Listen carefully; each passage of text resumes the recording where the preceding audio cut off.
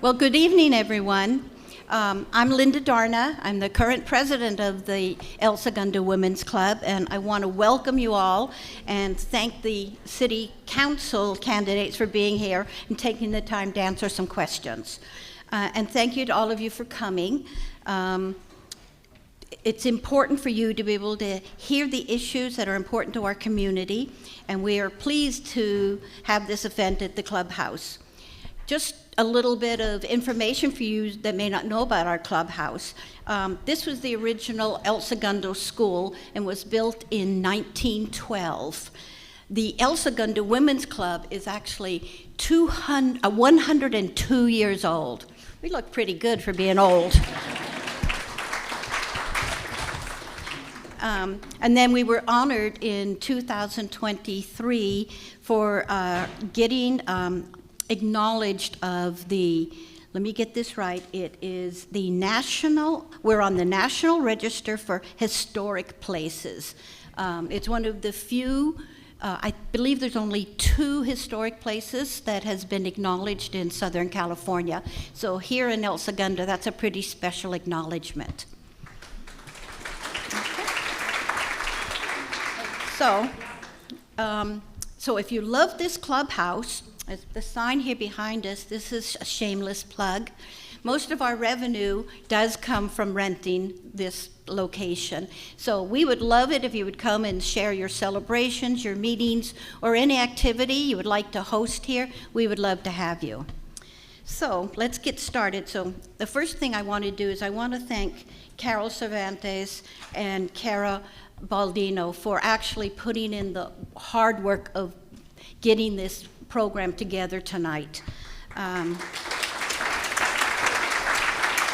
also want to thank Janice Marcos, Kathy Spurrell, and Jennifer Gage for their participating in tonight's activities. The last I'd like to thank would be the El Segundo TV for filming it, and it's going to be put out on YouTube for everybody to view.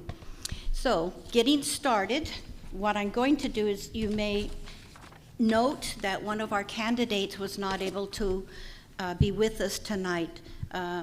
Unfortunately, he had a death in the family, but he did submit a statement that he'd like me or us to share with you and his views so you could get a couple of thoughts on who he is. So I'm going to read it as he wrote it. Dear citizens of El Segundo, I want to start by expressing my gratitude for your understanding during my absence from this forum. Recently, I lost my father, a man who was not only a great friend, but also a source of invaluable wisdom and love. His presence is deeply missed. As your elected city council member, I will dedicate myself to ensure all El Segundo remains one of the most desirable beach towns in Los Angeles for both families and businesses. My commitment is to be the voice for everyday citizen, advocating for the values that make our town special. 14 years ago, I chose to raise my family here because of the close-knit safety community I witnessed while driving through El Segundo. I saw kids riding their bikes to school, walking with friends, and the kind of community spirit that is hard to find elsewhere. Since moving here in 2011, my 3 children have benefited from the exceptional education and amenities provided by the El Segundo schools and the Parks and Recreation Department. My eldest graduated from the University of Nevada in Reno in 2023. My daughter is currently attending Cal State Long Beach, and my youngest son is proudly serving in the Navy. The success of my family is a testament to the nourishing environment that this city provides, and I am committed to preserving that legacy for future generations. As a member of the City Council, I will champion the need for the working class families.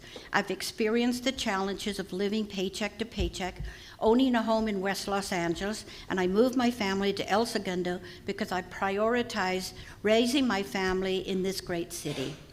This gives me a unique perspective. I bring no vested financial interest, but instead a genuine commitment to policies that benefit all residents. Not just homeowners, hoping someday I too will be the homeowner in El Segundo. My focus is on maintaining El Segundo as the best place to raise a family and supporting small business to ensure a prosperous future for our community. In addition to advocating for families and small businesses, I will also push for improvements to our parks, safety for our streets, and an efficient city planning. Our parks need attention. Projects should not be delayed due to bureaucratic holdups, and when playground equipment is damaged, it should be repaired swiftly, not just boarded up. I also have ideas to improve the safety of the e-bikes and pedestrians, and I will work towards housing solutions that are inclusive without sacrificing the character of our town. El Segundo deserves leadership that listens and acts for the benefit of all. I humbly ask for your support and your vote. Thank you, Chris Emden, E-I-D-E-M. Sorry if I mispronounced that. So I am now going to turn this over to our moderator, Janet, and she'll take it from here.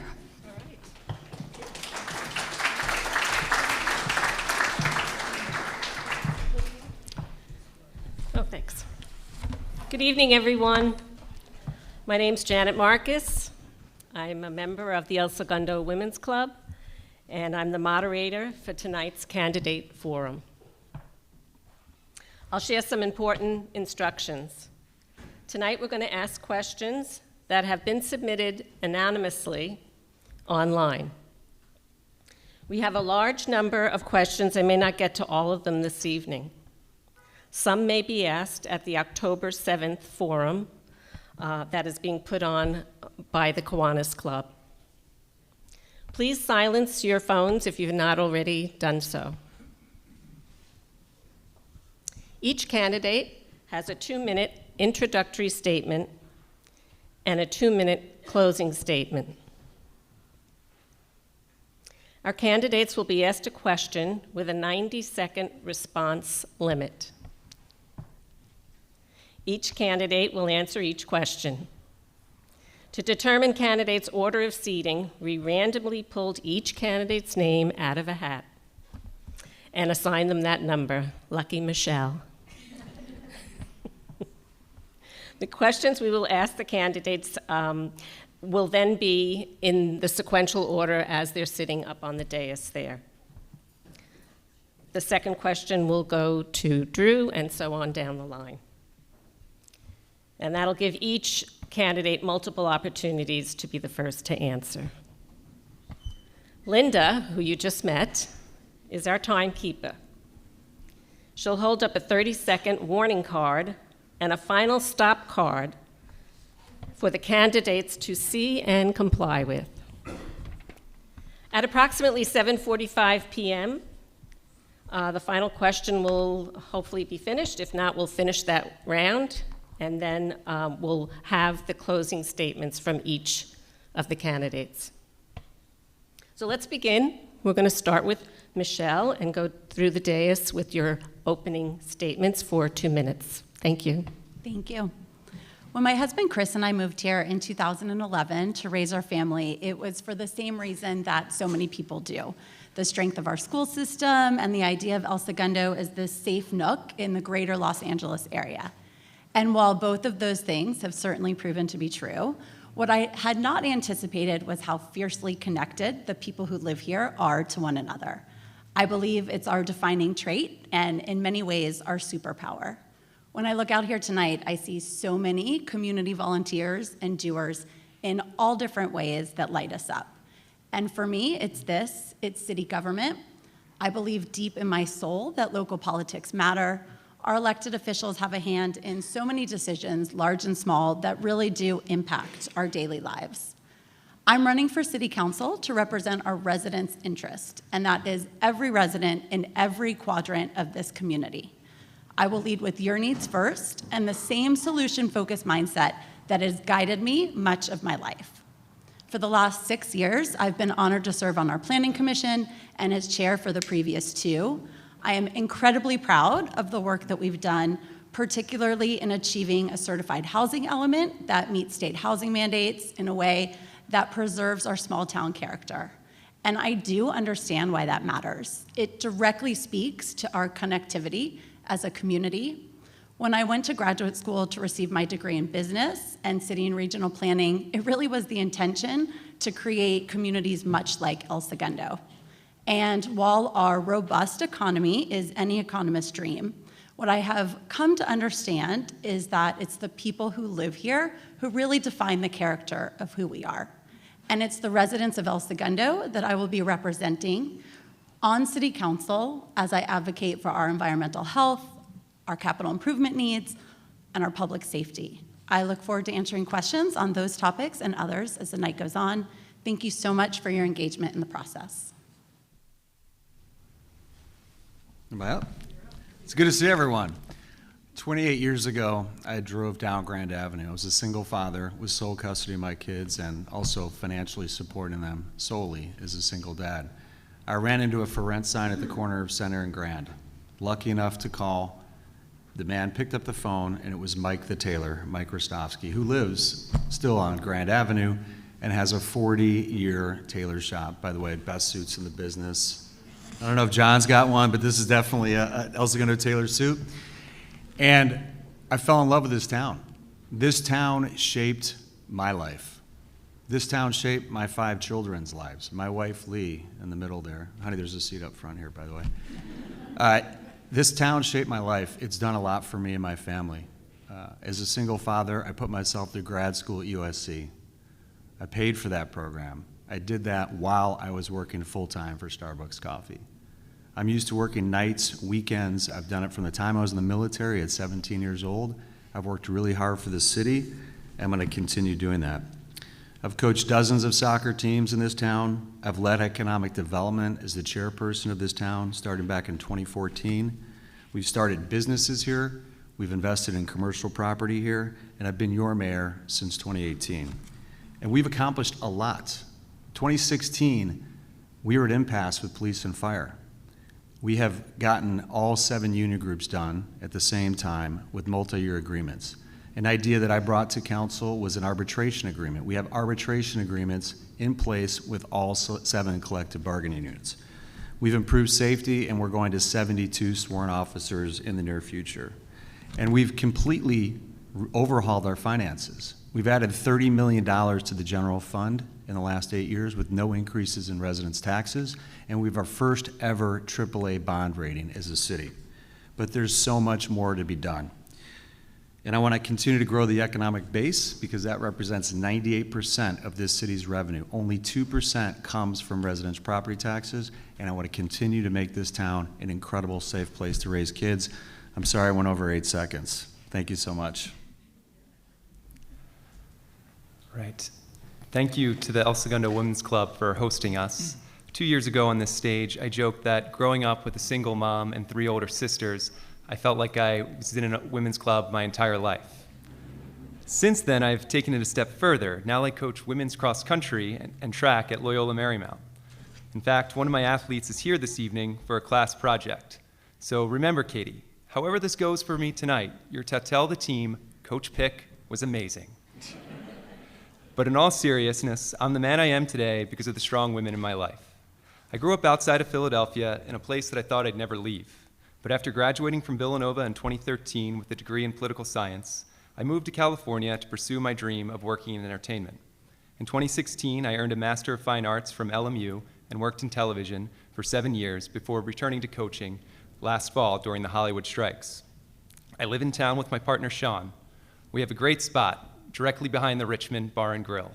Well, not the place attached to it, but maybe someday.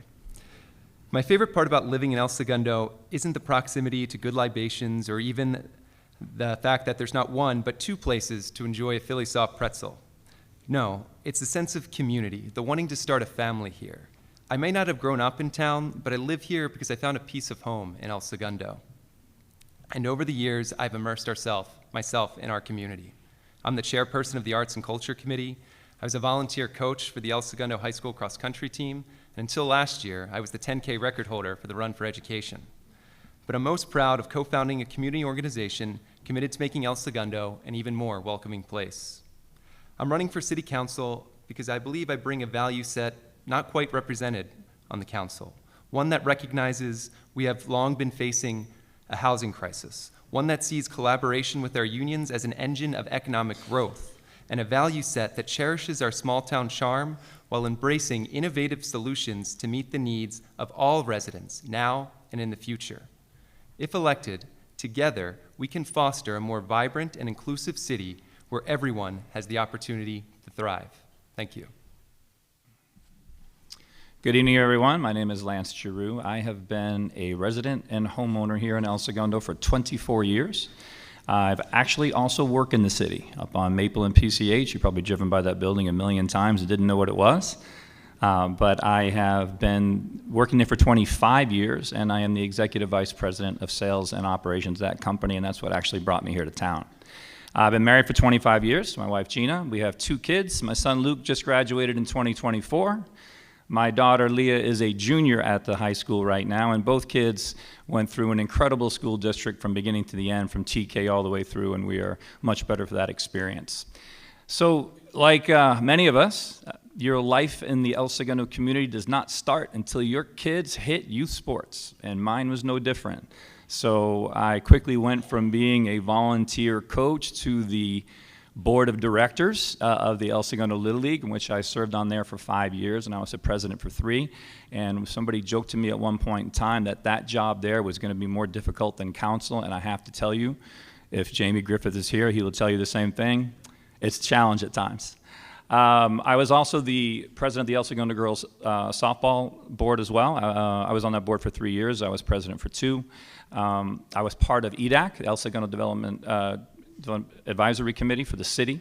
I was an Ed Foundation board member for a year, and I was also on the Citizens Bond Oversight Committee for the bond. And the reason why I mention those things is that all of those things, had I not done, I would not have been as prepared to serve the last 4 years on city council the way I did. It is very important to be involved in all aspects of the city, and that really helped me in that process. So tonight, there are 3 major issues I think that are going to touch all of us in the next 5 to 10 years. You have Hyperion, you have police and policing, and of course you're going to have housing. And I'm looking forward to answering those questions because I think they will be the most important things we deal with. Thank you very much. Hello, everybody. Thank you for coming. My name is Carol Perstuck, and you pronounce it Perstuck. So for those of you, my name gets bastardized quite a bit, but so just think of your purse is stuck going forward.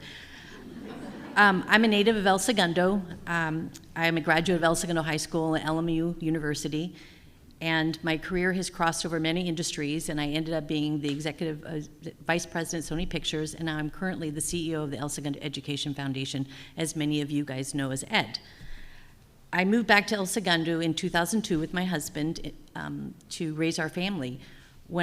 Growing up here, I remember always feeling safe, getting an amazing education, having great parks and recs, and being surrounded by a community that were very proud of their town. And so I wanted to ensure that my kids had that same experience. So when I joined the council 8 years ago, my goal was to give back to the community that had given me so much. And I'm really proud to say that we've accomplished a lot in those 8 years. And some of those things that we as a team accomplished, because there is 5 council, and it's real important that the 5 work together, and as a council with the city, move things forward. Some of the things we've implemented is strategic planning, annual strategic planning, net zero budgeting. We invited people from amazing tech experts in our community to create a tech community and help us change our technology at the city. We created an arts committee, and we streamlined the communications, and thankfully we did that before COVID.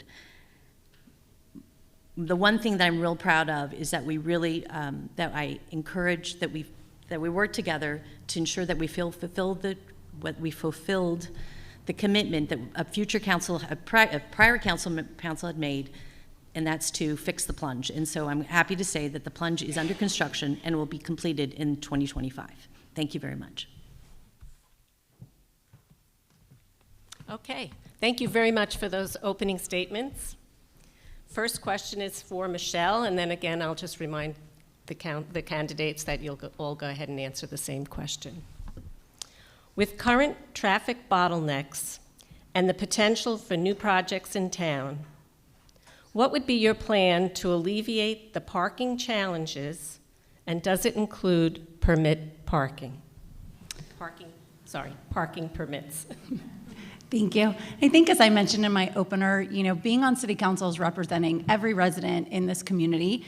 And what's interesting is we're tight-knit, we live in 1 square mile, and it's actually surprising how much certain issues are different from quadrant to quadrant. So parking is a challenge across the board, but somebody living along the Imperial side is impacted more by LAX workers or people traveling and parking there. This question in particular relates to our southeast quadrant and to development that has either been approved or proposed. So Pacific Coast Commons on PCH and Mariposa with 250 apartments, commercial, ground floor retail, and some pending projects or projects being discussed for additional housing.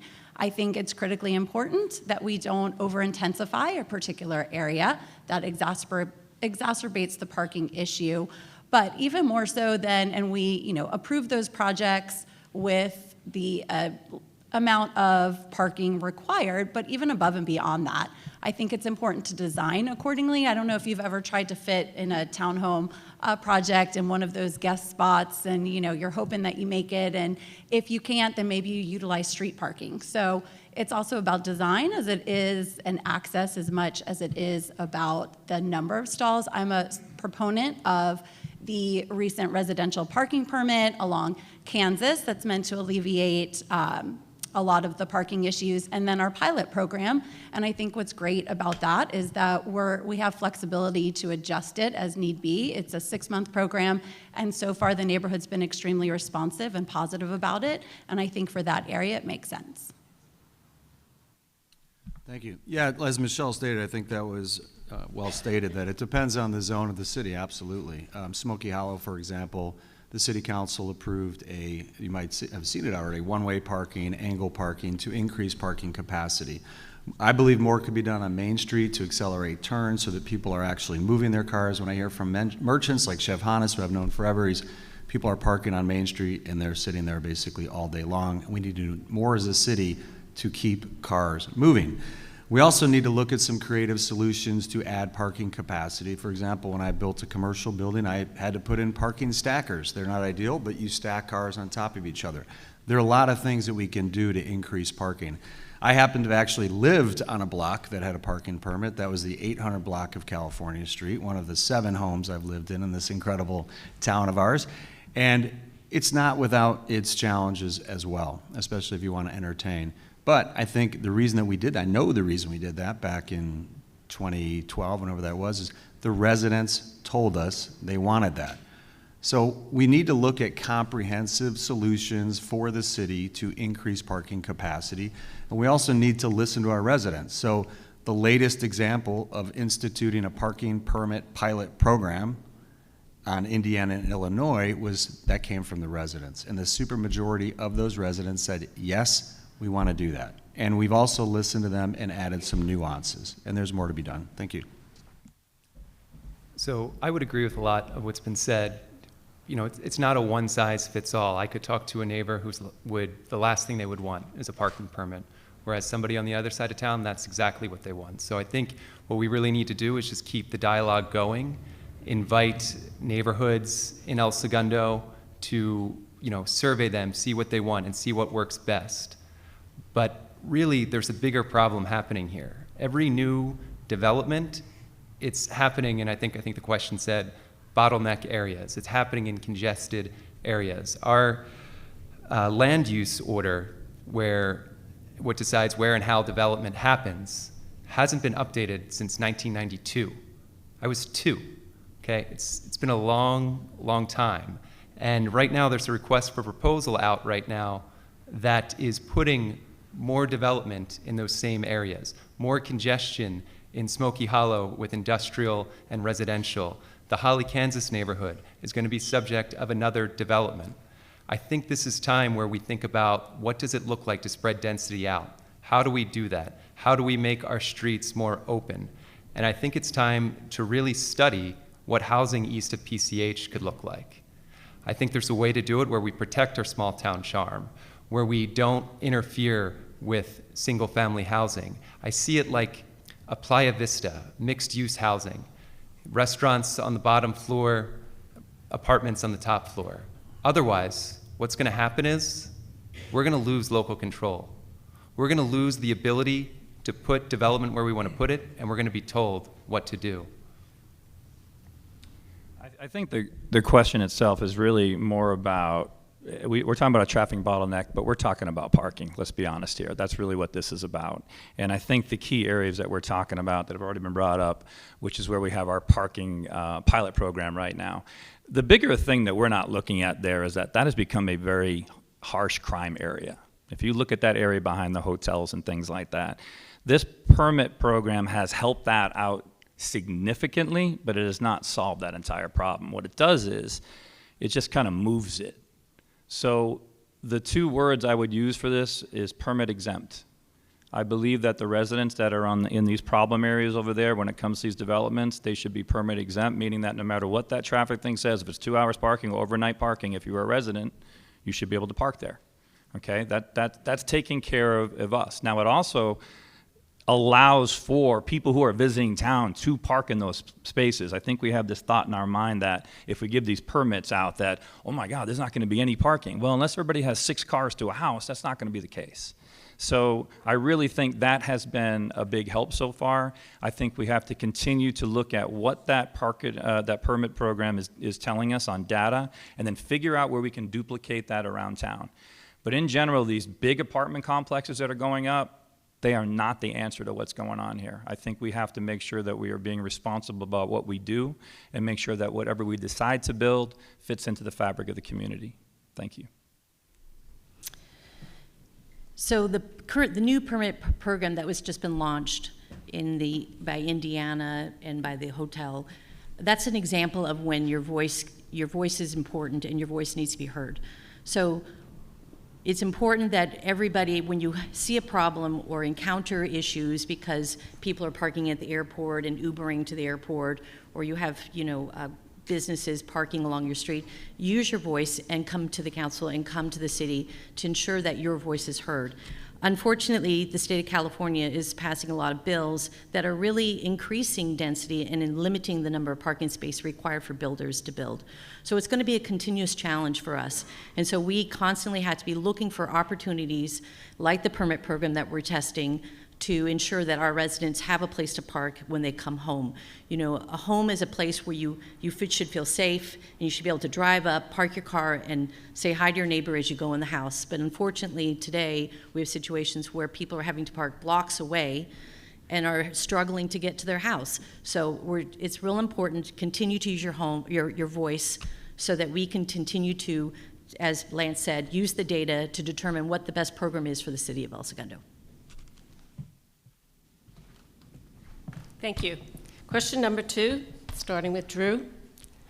How do you feel about protecting R1 zoning, single-family housing in town, and SB 9, the California Home Act? I'm so glad this question came up, because I was reflecting on Mr. Pickhaver's comment, and not one door that I've knocked on has anyone said we want to be like Playa Vista. In fact, people have moved here to El Segundo in recent years to avoid that. So I have specifically testified in Sacramento against SB 9. I was also published in the LA Times. It's almost unbelievable that they published the op-ed that we wrote, me and 2 other council members, opposing SB 9. We reached out to people we have great relationships, State Senator Ben Allen, Assembly Member Al Marisucci, implored them not to impose more unfunded housing mandates over and over, yet it continues. I was the chair of the South Bay City Council of Government, so I heard from all 16 cities. Resoundingly, every city said, don't add more housing. Let us do it on our terms. One size does not fit all. That doesn't stop it from continuing.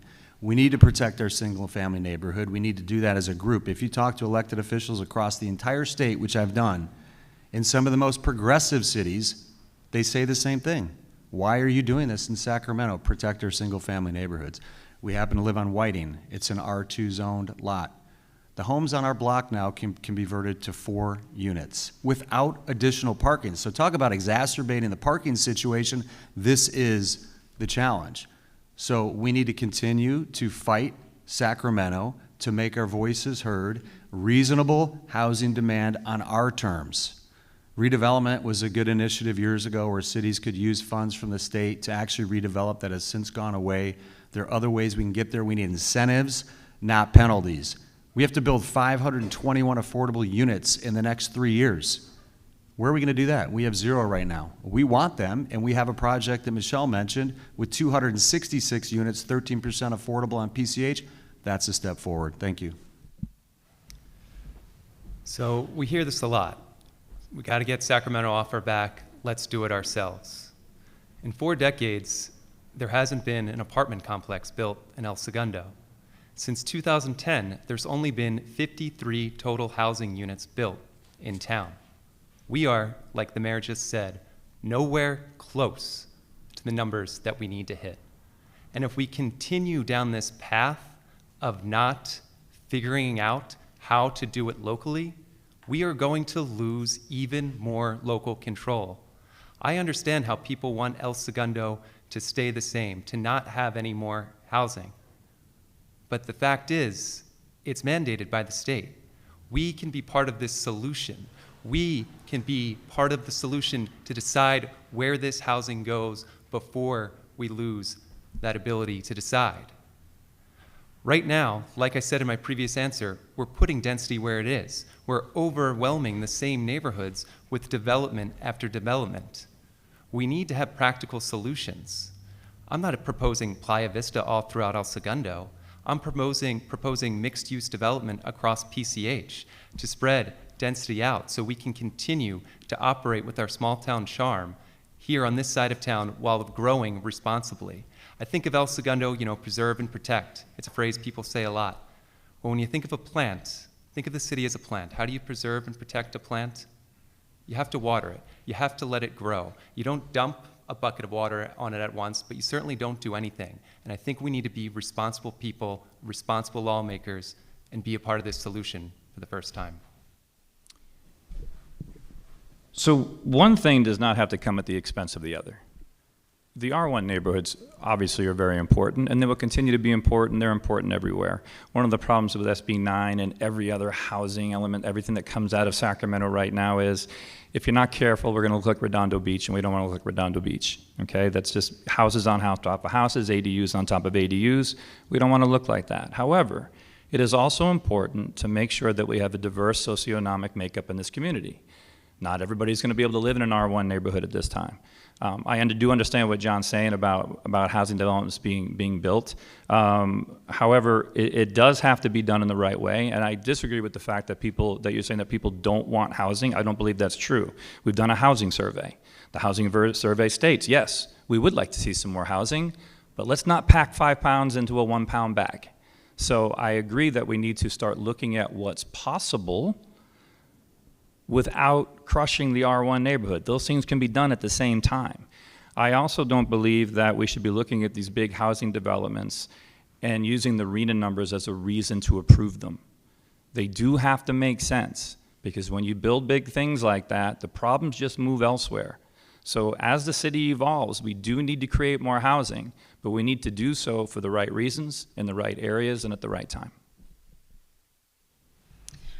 Our R1 neighborhood is what brings the community as a community, and it's important that we continue to protect it.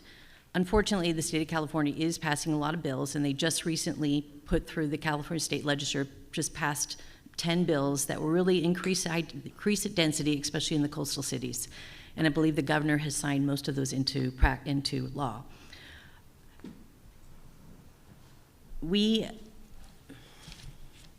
The city of El Segundo does care about affordable housing, and they've just spent a lot of time on doing their new housing development, and it just got approved by the state. And so now we have established goals and objectives for El Segundo to help develop certain areas in town that make it smart for our residents, for the residents that want to come here, as well as the residents that already exist. So it's important that we follow our housing element and do what's right and what's approved by the state to ensure that we're protecting the R1 zone. Thank you. Thank you. Some of you may recall that I did this in 2022, and while I was not elected to a seat on City Council, the silver lining for me was that I stayed on Planning Commission and I was appointed chair. And when I tell you that the work that we have done with staff over the last 2 years has been tremendous, I mean, it's been tremendous. Housing will always be topical. The fact that we have achieved a state-certified housing element that does exactly that, that protects our R1 and R2, and identifies opportunities in other areas of our city, along PCH, along Imperial, kind of with this idea that if you're gonna intensify, keep it west of PCH, which I am also supportive of, and preserve our R1 and R2. State mandates are what they are. We can continue to fight them, and we probably will. But in the meantime, we don't want to be subjected to the state coming down on us. The other thing you will hear me talking about tonight is hiring, and I will give our community development department so much credit for this. This is how it should work when you have exceptional people working for the city. On City Council, you say, this is the goal. How do we achieve it? And that's exactly what was done. So to address SB 9, we focused on development standards. If it's state law, then how can we create a development standard that actually disincentivizes lot splits, 2 on a lot? And that's exactly what was done to the best of our ability. And I am a huge proponent of using the tools that we have, and our land use tool is really meant for that, that coupled with people who know what they're doing. And again, I'm really proud of the fact that I can say 2 years later, we did achieve this.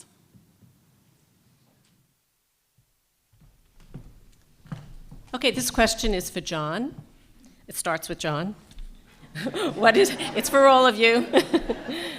What is your position on housing east of PCH and why? All right. Does anybody have any guesses? So I'll expand upon this. You know, we talked about affordable housing a little bit in the last answer. In 2018, the city of El Segundo was awarded a $650,000 Metro grant. It was very encompassing, and in it included a small percentage to study what housing east of PCH would look like. Not to build, to study. And we said, hey, we don't want to do that. Let's take that part of the grant out. Maybe they'll still give it to us. And they didn't. They took away the grant. We are so far behind. When I say I want to build housing east of PCH, that's years down the line. We are so far behind that we haven't even studied it. We had over $500,000 to put towards studying it. I want to just get the ball started, see what it looks like. Because I'll repeat myself, if it's not going there, it's going in your backyard. It's going to be more cars on your street. I'm not trying to change the fabric of the town. I'm trying to reduce congestion, to spread density out. So yes, my position is exploring what housing east of PCH looks like and not turning away free money just to explore what that looks like. You might have a different All right, for the 10th year running, this is a campaign issue. So I do think it takes on a little bit different note this time around, and here's why. I am for exploring what is possible, and there's a reason for that. There's a couple reasons. Number one, businesses. As we know, we rely, 98% of our general fund is reliant on business license taxes. The number one complaint that we have from businesses is there's no place for my young employees to work, to live. They're here for a couple of years, they leave. They want conveniences, they want green space, they want different things than we did when we were trying to find a place to live while we were working. So it's important to our business community so they can attract and retain talent. That's an important piece. The other thing is our Air Force Base. They all live in San Pedro. Not to be able to allow any of them to live in this area because there's a lack of attainable, affordable housing and inventory, that's something we should look at because we don't want that Air Force Base to go somewhere. And the last thing is we have over 1 million square feet of empty office space over there. So one of the complaints is, hey, if we convert things to housing, then we're not going to be able to collect taxes. Well, guess what? We're not collecting taxes on 1 million square feet of empty office space right now. So I am not a developer, and I don't know how to build housing or how to make it all pencil out. But I do think, based on those topics right there, that we need to at least allow the creative people into the room to let us know what's possible. Thank you. So currently, putting residential East Sepulveda really isn't a financial viability for residents. You know, as Lance said, 98% of our revenue comes from the east side of the Sepulveda. That means your police force is paid through that, your fire, our services. And one thing people forget is the east side of El Segundo is the work hub of the South Bay. There's a lot of light manufacturing companies over there. You have East Salon, you have Kite, you have Mattel. They have manufacturing going on 24/7, shifts going on 24/7. I remember when the AC Hotel was being built, the one thing the owner said of why he was happy he built there is that he could run his crew 24/7 and a neighbor wouldn't complain. So as soon as you start putting residential on the east side of town, that light manufacturing will leave. That means the work center for the South Bay will start to leave, and then you lose money. And then on top of that, you say you build a Playa Vista type style apartment. All of a sudden, those people start having kids. And now all of a sudden, you need to put an elementary school there because there isn't an elementary school near there.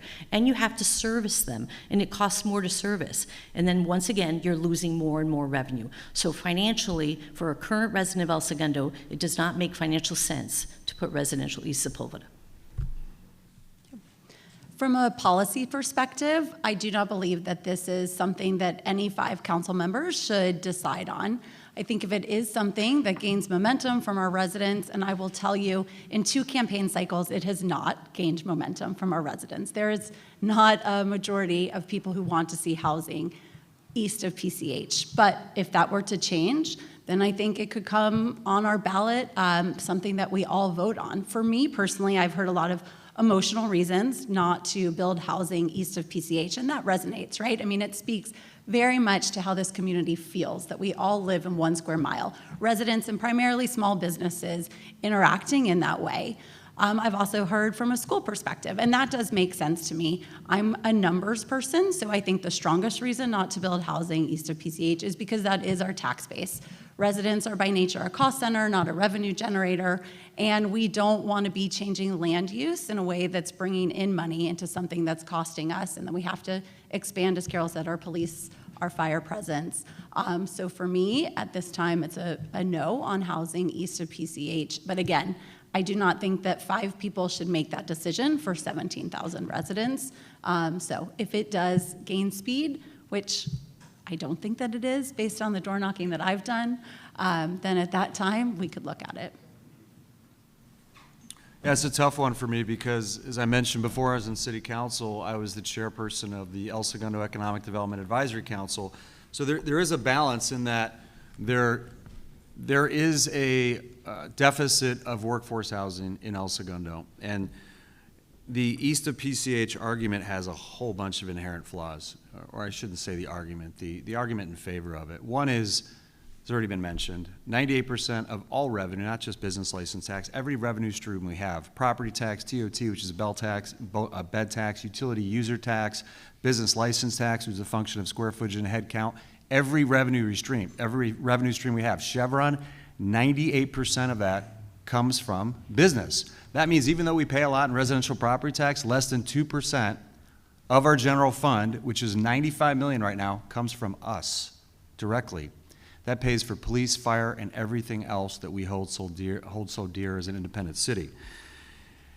The one notion that was brought up to me, which was not mine, was what about districting? We have this nice, neat, insular residential community that is as dense as Hermosa Beach. We have 17,000 people living in 1 square mile. Another argument that I try to convey to lawmakers in Sacramento. The fundamentals of our town, the character of our town, will change if we developed east of PCH. And as Carol mentioned, there are school district issues. The metro money that we turned down, that had all kinds of strings attached to it. There are covenants left and right with that project. That's why we turned it down. Thank you.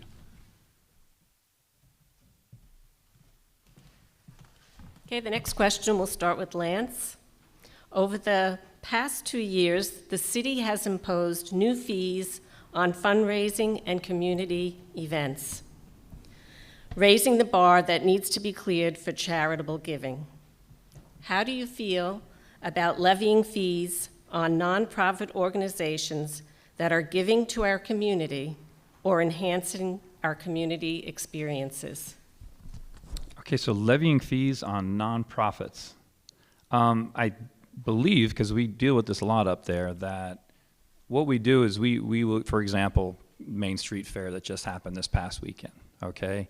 We will give a heavy discount on fees on that, because you have to remember, still closes down the streets, still requires law enforcement, still requires street cleaning, it still requires workers, it still requires all these things. So we do have to be conscious of the fact that, yes, these events are great, they go to great causes, and we want to help out as much as we can. The reality is that if I'm not mistaken, it's about a 70% or 80% discount on fees. So that is true about how that works out, because those officers, everybody, they have to be paid regardless of what the organization is that comes in. The other thing is, if you look at a lot of the fees that we just finally raised, we hadn't raised them in a very long time. And unfortunately, there's cost of doing business. There's a cost of employees. Minimum wage, think about what it was 5-10 years ago and think about what it is right now. In some cases, those are your kids that are working in the park, mine as well. So we have to be able to account for that. We are not looking to make money off of any of these organizations. We're just looking to minimize a little bit the subsidy that we have to put in. Thank you. As a fundraiser, I agree, the funds have gotten quite high. What's happening is a lot of times there's not all the people that are, not all the nonprofits actually follow all the rules. So I'll give you an example. We were asking about amplified sound a couple years ago, how many amplified sound permits were pulled in a year? And the answer came back 4. Well, I had pulled 2 of them, and Chris Pimentel had pulled 1. So that's 3 right there. So I think what's happening is we have done a fee assessment, and it's kind of done in a manner where it's all in one package. And I believe we have to go back and look at it with a fine-tooth comb and identify those fees that are a little excessive, and give discounts to nonprofits. Because there's a lot of people in this community here and people here today that work hard to raise money for the schools, for the community centers, for our community. And I think it's important that we actually recognize that and not be aggressive in our fees. So I, for one, would agree that we need to go back and look and do a fine-tooth comb through those fees and identify those where we can reduce them for our nonprofits. So this is something that I didn't really understand at first, actually, until campaigning, talking to people, particularly a few people actively involved with AYSO. So this is a recent item that came before council. I didn't know that the cost to get a permit for a parade down Main Street is $20,000, I believe. Drew will verify, but I think it's $20,000. A nonprofit gets a 75% discount on that. We have a couple of groups that historically have not paid. Baseball among them. I'm sensitive to that because people think I have a baseball bias, and I want to prove tonight that I do not. So I think in that meeting, I heard Chris Pimentel say, so if we do the math, an AYSO has to pay $5,000. That means each kid is walking down the street, and it's going to cost them $7. That just feels wrong in some way to host an event for the community for kids, and we're making them pay. I do understand the cost recovery functionality. I believe we've gone perhaps too far. If we're assigning staff time, for the meetings that are taking place to coordinate it, and then charging that back to the nonprofit, that feels like an overreach or an overstep. I think that there's probably a happy medium that we could achieve. Yeah, is this thing on? Cut off already. No, Michelle, you're right. It was about $5,000. That's with the 75% discount. It was a staggering number, so much so that post that meeting, I asked Daryl George, the city manager, who's nodding affirmatively, to go back and look at the numbers, because we had some cost burdens in there for police, for example, command staff. Well, lieutenants and captains have to be on regardless of whether or not there's an event. So how do you grow revenues from $65 million to $95 million in 8 years without increasing residents' taxes? You look at ways to become more efficient as an organization. You look for ways to recover some expenses where appropriate, and we did that with this new permit calculation. But I agree, AYSO, having coached many teams, believe me, I heard it from the entire board at AYSO when I voted not to make an exception. And the reason I voted not to make an exception, because they were asking for a full 100% waiver, is because at some point you have to draw a line in the sand. Just because Little League has been graced in for 30-something years of their parade doesn't mean that we shouldn't charge what we already agreed to as a policy to this other organization. So we did that. Also, having to spend a lot of time at AYSO. AYSO has a lot of sponsors. I've actually offered to sponsor that organization, and they have declined. And there's reasons they declined. But it wasn't really money at the end of the day was the issue. Having said that, we need to revisit the math, especially when it comes to burden for administrative and other folks that are in that formula. I agree with a lot what's been said, and to Councilmember Perstuck's point, I think I was the fourth person that pulled a sound permit a couple years ago. No one likes paying fees, and what Mayor Boyle said is correct. How do you continue to raise revenue if we're cutting costs and all these fees? I think there's a way to make the cost less felt on residents. You know, the Main Street Fair isn't the same as a children cancer research event in the park. We should make sure that we are better tiering these systems so that the cost and the amounts and the percentages aren't the same for a large-scale event that has a much bigger budget. I think if we just investigate a little more in what this event is, how many people they're having, what the scope of the event is, and determine the fees that way, I think we'll be better off, and people will be less on the hook for a bill that they didn't expect. Okay, this question starts with Carol. How do you foster the traditions of El Segundo while also maintaining the reputation as the most business-friendly town in the LA area? Well, as a native El Segundo, I can say the traditions of El Segundo is community. As my children experience, when you go to school, you have the same friends that you are on the soccer field with, that you're going to the same, when you go to the Main Street Fair, you see those same people walking down the Main Street Fair, you're saying hi to all your neighbors. So it's important that we consistently enable nonprofits to hold festivals like the Main Street Fair to bring the community together. And that's where, something like the Main Street Fair, where we bring businesses in to sponsor those events. And I know for the Ed Foundation, one of the things we do is we reach out to businesses and say, be part of our family, be part of our community, and let us introduce you to our students, let us introduce you to what we're doing. And that's important that we connect those together so that we as a community are together, not just with the residents, but the business partners, that we do things all for the betterment of the students and the community. I would agree. To me, the word tradition does connotate community and connection. And one of the most magical parts about El Segundo, I think, is if you have lived here your whole life or you're brand new to town, people find that connection almost instantaneously. I mean, it really is remarkable. People who move from the Midwest and all of a sudden you see them and they have, a dozen friends and they're hanging out at kid stuff, and it happens instantaneously. And I think a lot of that is because of the way we live in this 1 square mile radius, resident small businesses. The small businesses really seem to have figured out how to do that community engagement piece. They are some of the most generous. Again, I will not make this about baseball, but for me, I had this experience. There was a fundraising effort during the Little League World Series, and the generosity of the small businesses, the individuals, everybody, residents. But when you have Richmond Bar and Grill donating as much as some of our sports franchises east of PCH, it really struck me. And those businesses east of PCH do generate a significant amount of our tax basis, of our general fund, and that's important.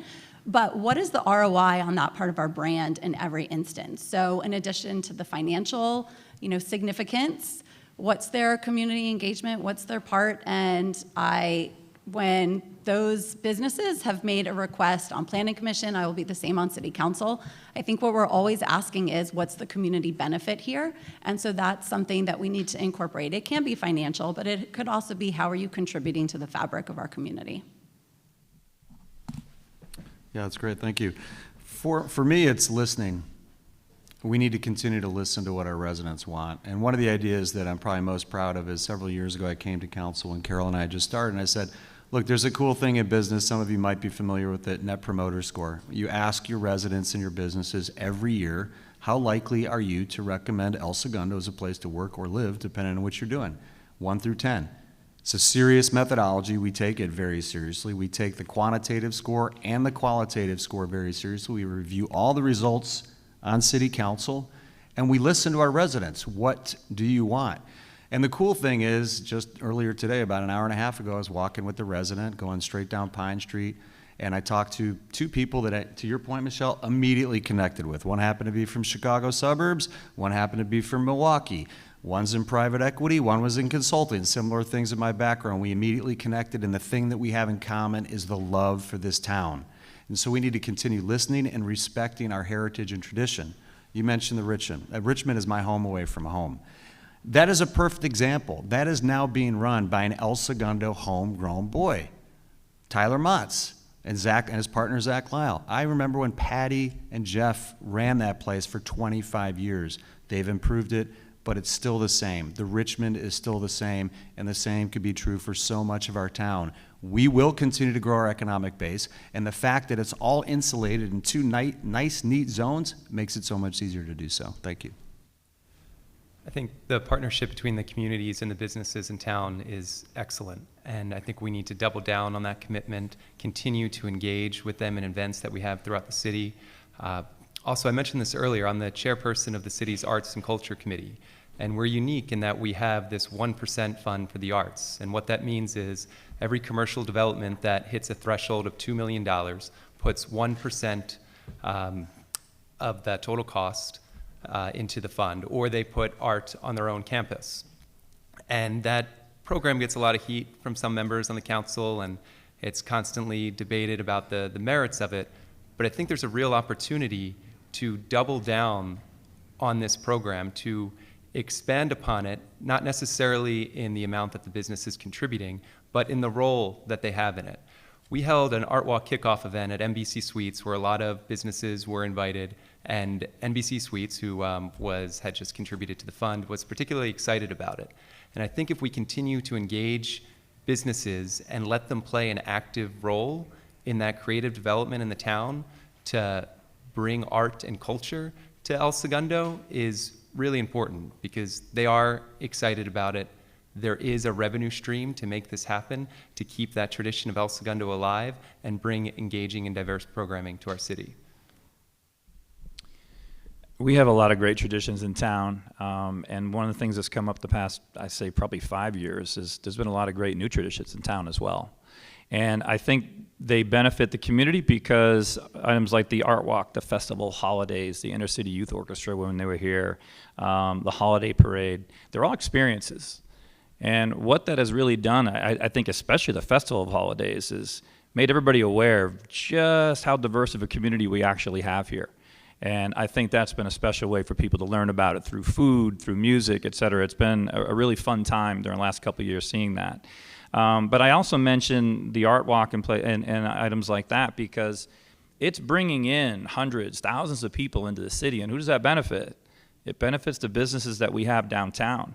A lot of the problems we have is there's a lot of great business on the east of PCH, but driving more traffic downtown has always been a challenge. And now that we have a lot more businesses, a lot more restaurants, a lot more destinations, it's becoming a little bit easier. But events like these traditional events are really helping with some residual income and residual benefit for our businesses, and I think we have to continue to foster and create as many of those as we can. Thank you.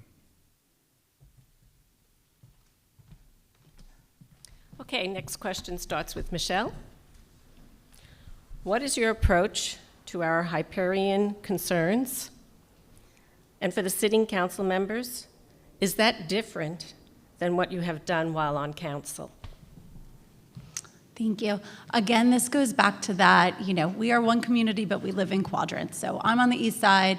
I am very sensitive to my friends and residents and neighbors who live on the west side and who are still dealing really with Hyperion negligence and environmental disaster from 3 years ago, and it's impacting their daily lives in a negative way.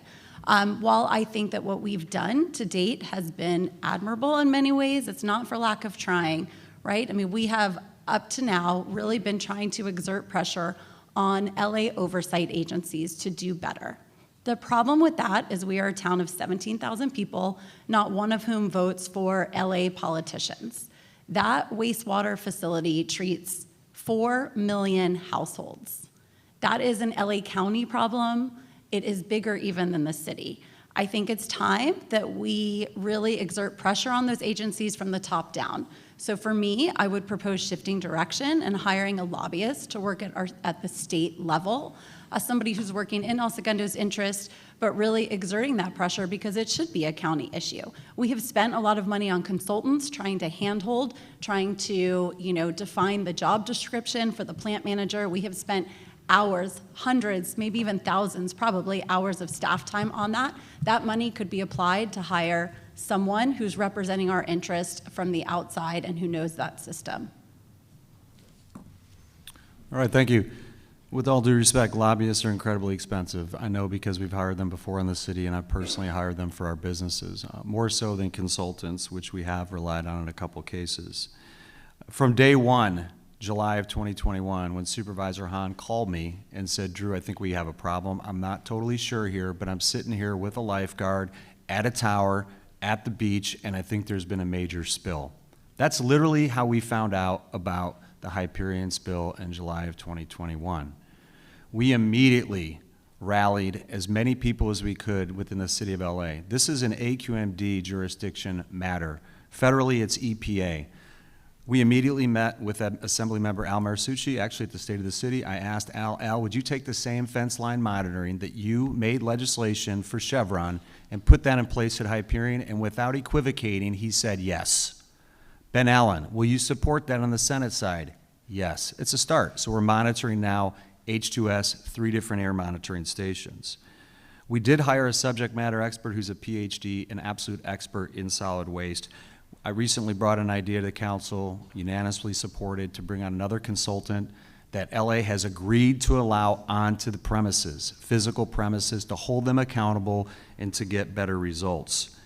And there's a lot more to do. I met with Tracy Park recently in LA City Council about this same concern. The pressure will come from continuing to hound them at every level from an accountability standpoint. Thank you. Yeah, so when that bill was passed, I think we almost put down the victory flag and act like it was mission accomplished. I mean, the problem is the bill doesn't have that much teeth, and we all still have noses, okay?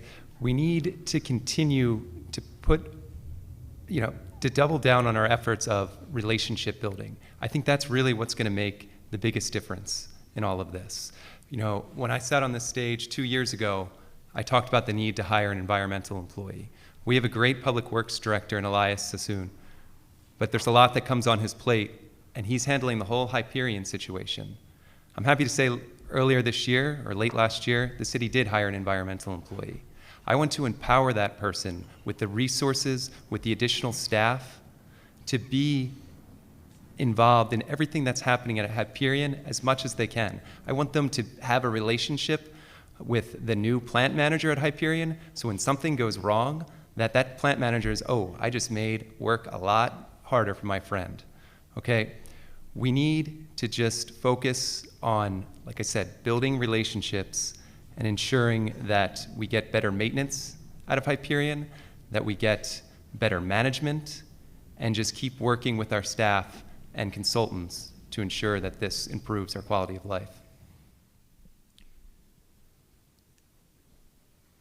Hyperion is a government agency funded by taxpayer dollars, ours. AQMD is a government agency funded by taxpayer dollars, ours. One is overseeing the other, and let me add to that. Montrose is the third party that is monitoring the air quality monitoring systems, and who are they paid by? The people they're overseeing. You see the problem here?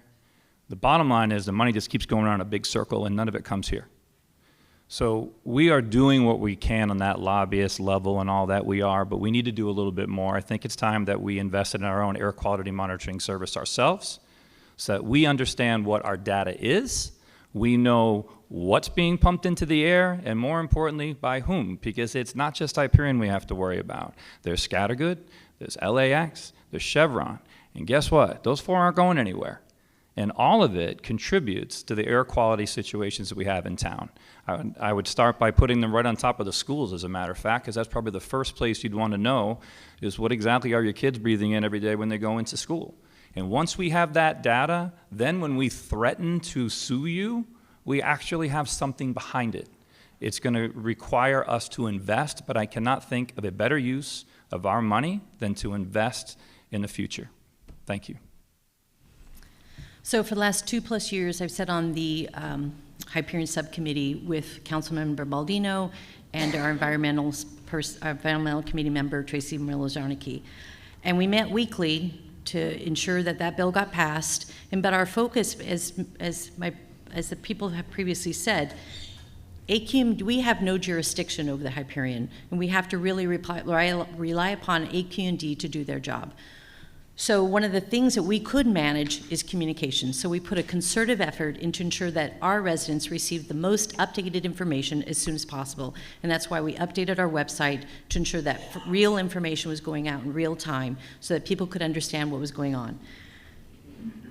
The fight is not over, and there's a meeting, a board, AQMUD meeting going to happen on 10/19.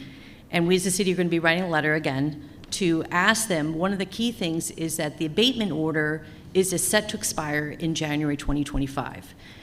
And we want to push so those abatement orders do not expire until they are complete. Before the spill in 2021, they would receive about 2 to 3 a year notice of violations. Now they're getting 2 to 3 a week.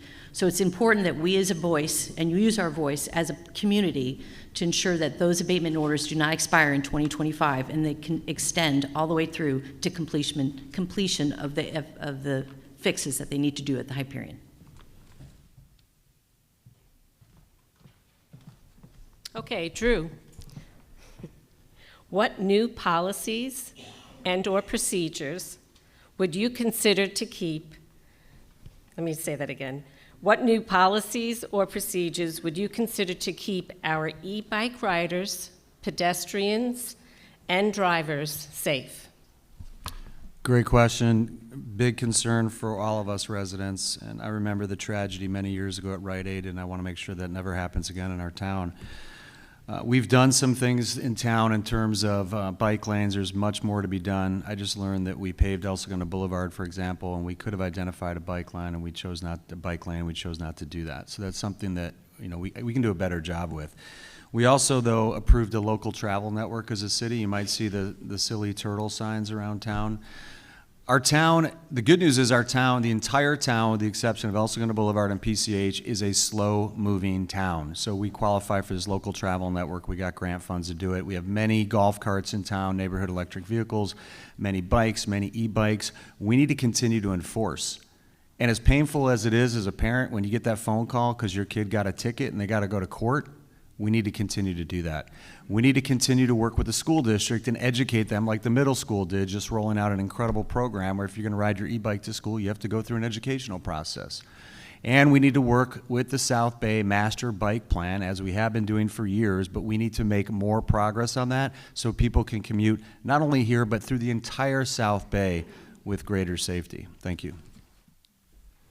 This is a topic I talk about a lot. A couple years ago, I was hit by a car on Franklin while out for a run. If you're familiar with Franklin, that's one of the streets that every other corner there's not a four-way stop. And that's connected to cyclist safety. And when people try to get more four-way stops, typically how that works now is somebody complains about it on Facebook, and somebody says, well, go make a public comment at City Council, but make sure to bring 10 people with you so they know that it's serious. Well, if I were elected, I would take a more proactive approach. I would look at high-risk intersections where we have bike accidents or close calls, where there are car accidents that almost happen, and get ahead of it before there's another tragedy. 2 years ago, I talked a lot about the South Bay Master Bike Plan. We're still not fully committed to that. People are changing the way we move, and we need to keep up with that. It's not just bikes. I always get this acronym wrong, but the golf carts. I'm looking at Tracy right now, who I always see her around town driving hers. We need to accommodate our roads for these new types of vehicles. But at the same time, e-bikes, I think they're ultimately a good thing, but kids' enthusiasm for them is outpacing any rules and regulations. So I agree, yes, we need to step up enforcement, but it shouldn't just end with a court date in Inglewood. We need to learn from the school district and really emphasize education to make sure that we can get the toothpaste back in the tube on this one and just have a freer, safer city of accidents. Thank you. So I think the kid focus is kind of tough right now, right? Because bottom line is that the kids love these bikes, and when we were all kids, we rode our bikes too. The difference is that we had to use pedal power, and we actually had a place to go. I mean, remember, what things that have gone on with schools over the past few years, our schools are now a closed campus. So during the summer, there's no place to go. They can't go to schools. They can't go to the park. Where are they going to go? They're going to go around town. So there's a lot of good actors out there, and I think there's the few bad actors that are causing a lot of the problems. But I think those have to be addressed, and they have to be addressed immediately. First of all, you literally have bikes out there that are electric dirt bikes that are made for off-road that kids have on the street. We know what they are. We need to, there's zero tolerance policy. They're not street legal. Take them off the street. And that's going to be our PD that has to do something like that. The stepping up of enforcement, we've done. And the good thing about what we've done with enforcement is the kids get a ticket. Parents have to show up as well to the safety classes. If you go to that safety class and you go through that, ticket goes away. Now, if you do it a second time, it's going to be more of a problem. But the idea is that we are informing the parents, because I think a lot of times parents are thinking they're doing a great thing by buying these really cool bikes. And really what they do is they go on YouTube, clip a wire, and that 25-mile-an-hour bike is now a 45-mile-an-hour rocket. So we have to make sure that we are understanding. We need to understand that the parents got to take control of this a little bit more than what they're doing right now by becoming more informed. Thank you. So with e-bikes, there is a positive. Our kids are out. They're out biking. I know some of them aren't pedaling all the time, but they're out from being on their gaming console or in their basement, playing. At post-COVID, this is great that the kids are out, but there is responsibility with that, and the responsibility falls with the parents. And I can tell you that the police force has done an amazing job of outreach through the schools and doing, through our farmers market, setting up, videos, putting it on social media. The problem is, and I've talked to the police, and they basically said they know who the people are that aren't following the rules, but the parents don't care. So it really comes down to the parents. So at what point does ownership fall then onto the city to take care of it? I do feel, as a solution, we need to keep pushing on the parents. As Lance said, if you get in trouble, you have to go to a safety class as well as a parent.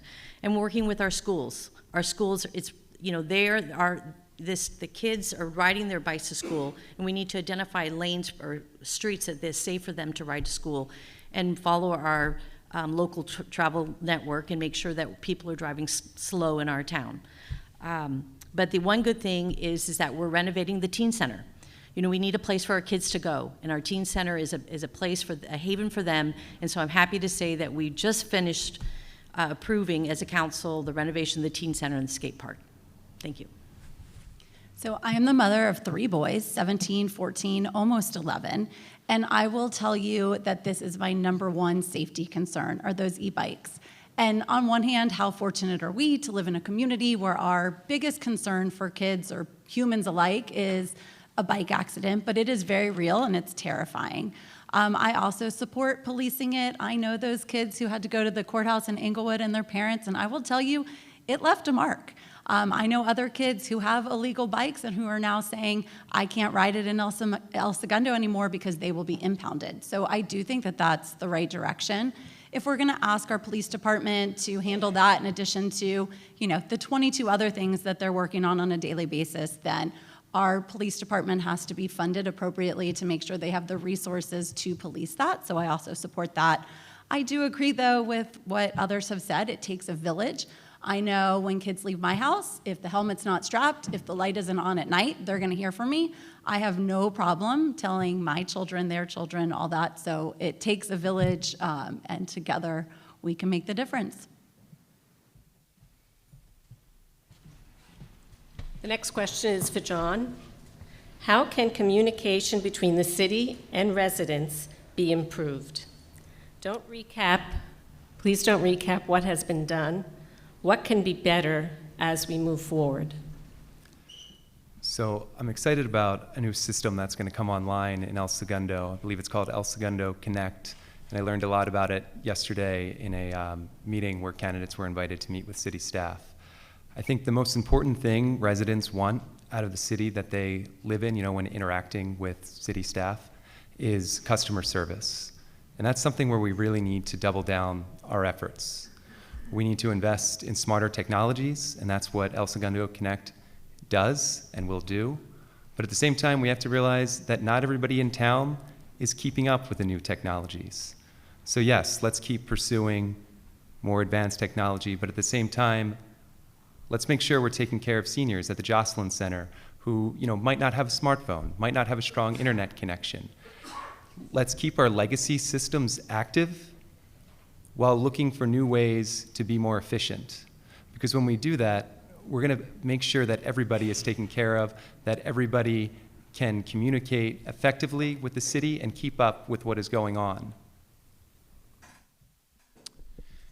I think one of the main things that we have to do is we need to fill our positions in town. I think that's one of the biggest problems that we have right now is that coming out of the pandemic, we really had to freeze a lot of things. We had to be consistent. We'd be careful about the budgets. But one of the problems right now is that we are understaffed in certain areas, and that is causing a communication problem, especially when it comes in kind of areas like the park and rec and things like that, which is the center of our town.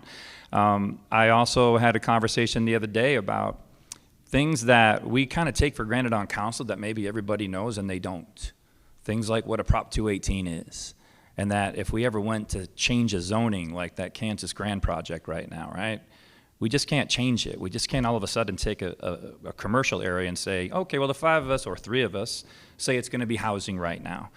All right, there's a way for residents to fight back on that. That's what Prop 218 is about. Anybody knows about that the power does go there to the people on that. So I think there's a lot of things that we need to do. Drew does a good job with the coffee with the mayor. I think that's a good thing. I think there should be office hours for council members, to be honest with you, on a weekly basis. We have an office there. There should be no reason why the 5 of us can't be there, whether it's one at a time, couple hours during the week so that you can come in, ask questions. I think those are more important things to do right now. The old school ways sometimes are better. And I think just us being more available to the community will help solve some of those problems. So proactive communication is very important to me, and that's why I was really proud when we instituted a communications department at the city. And thankfully we did just before COVID so that we could do that at community outreach. But we can do better, and one of the challenges that I've always asked the department is how are we reaching the seniors? How are we reaching the people that aren't on social media? And so, we need to continue to invest in the El Segundo Herald because people still do read the Herald, and also do communication through our senior center.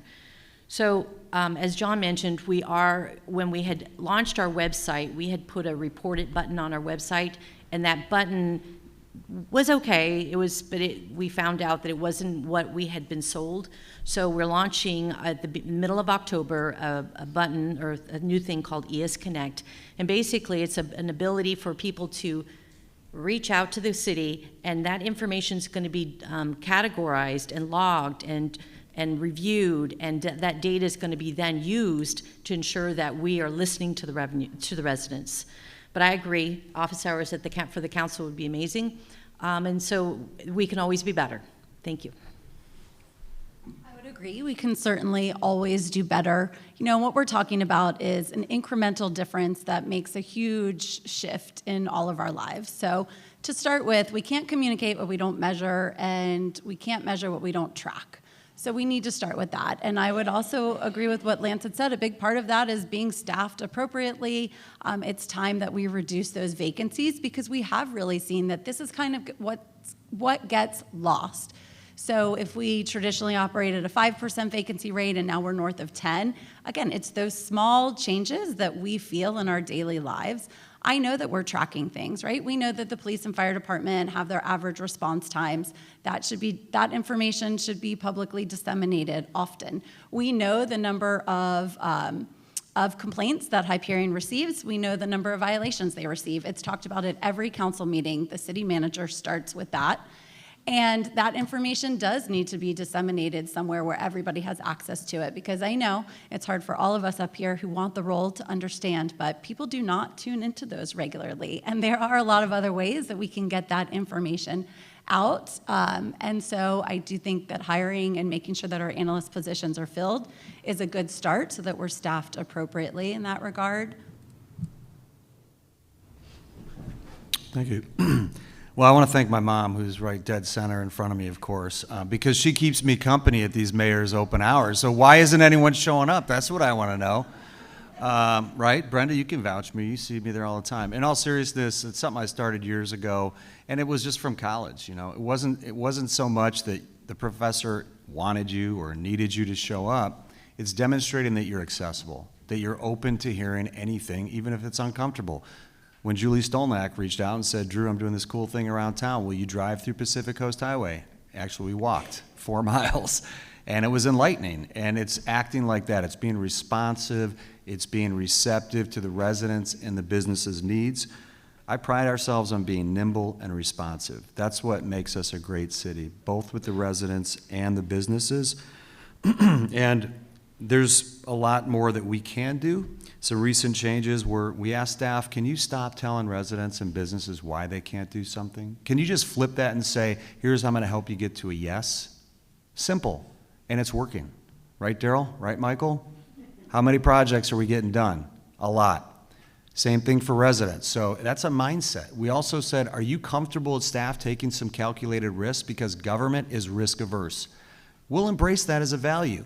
And that's working. They're actually taking some calculated risks. So we're going to continue to listen. We're going to find new ways to innovate and communicate and hear from our residents and our businesses. And I guarantee if you reach out, all of us get back to you. We all get the same emails from constituents, and I'm guessing we all respond within 24 hours. Thank you.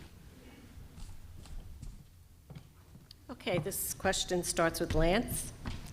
If elected, where do you stand on rent control for the city of El Segundo and ensuring renters are represented, concerns are heard, and considered in city council matters? Well, I think you got two different topics there. Renters, I think, make up, if I'm not mistaken, like 60% of this town. Okay, so renters are not just a separate part of the town, they are the town.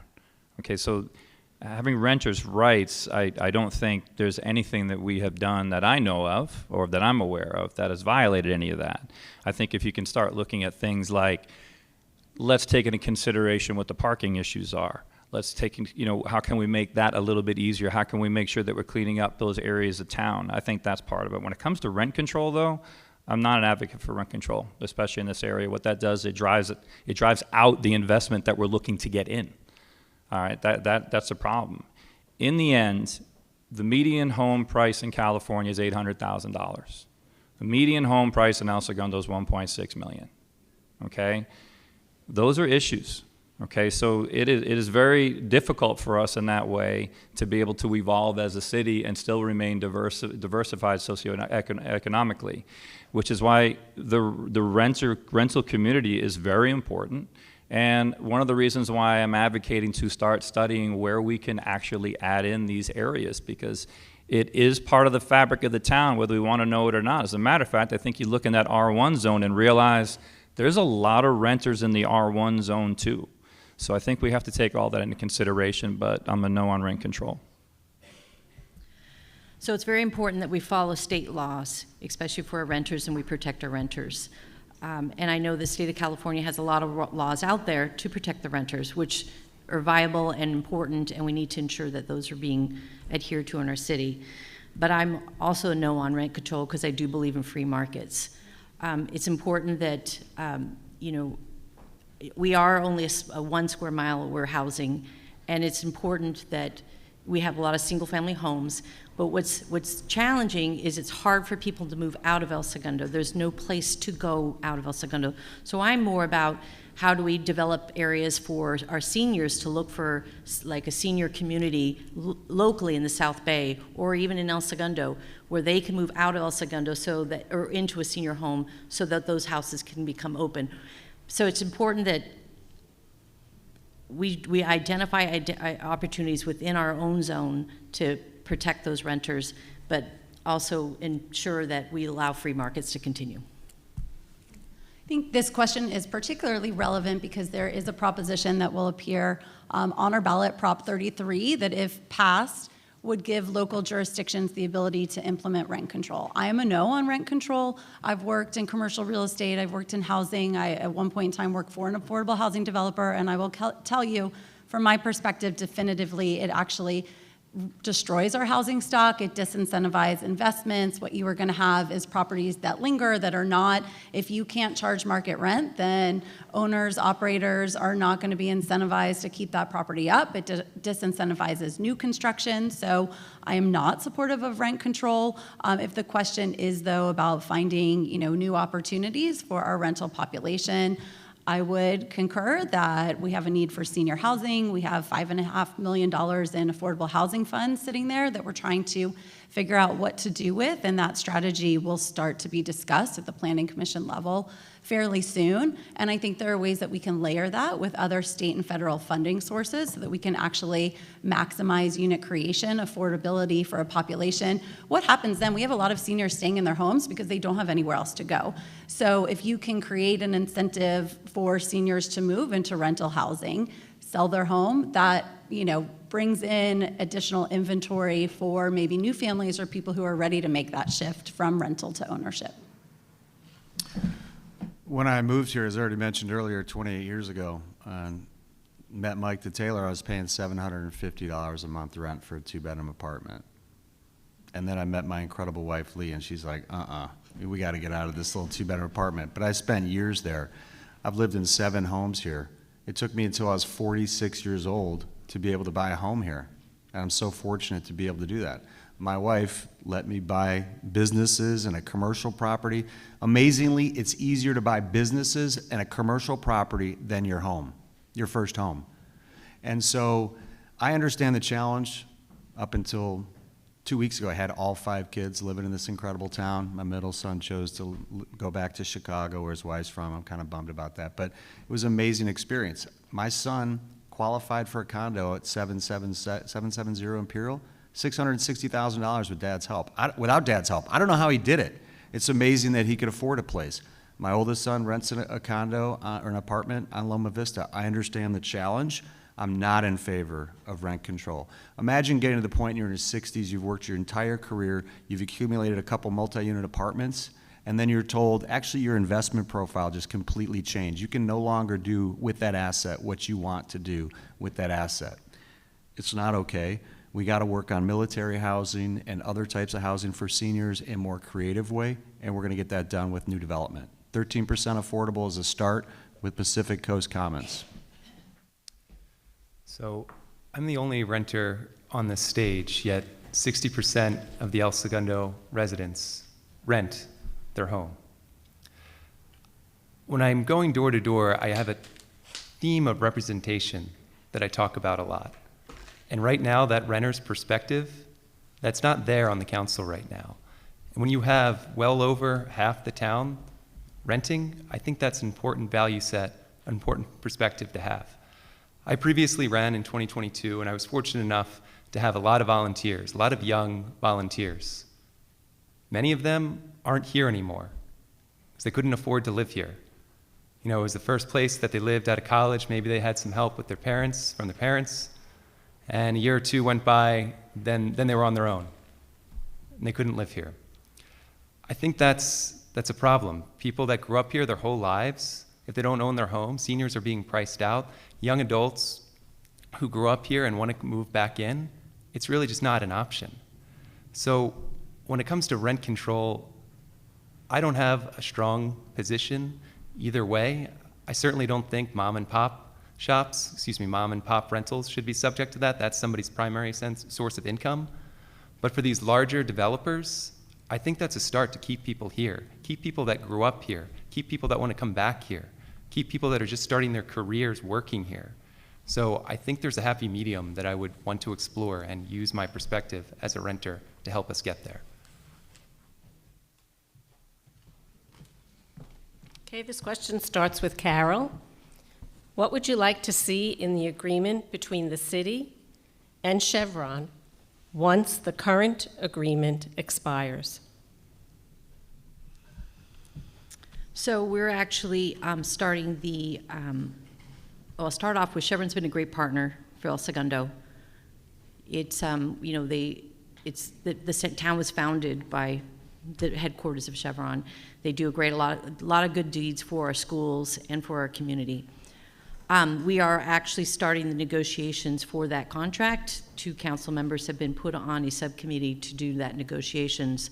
So I really can't speak on that negotiation.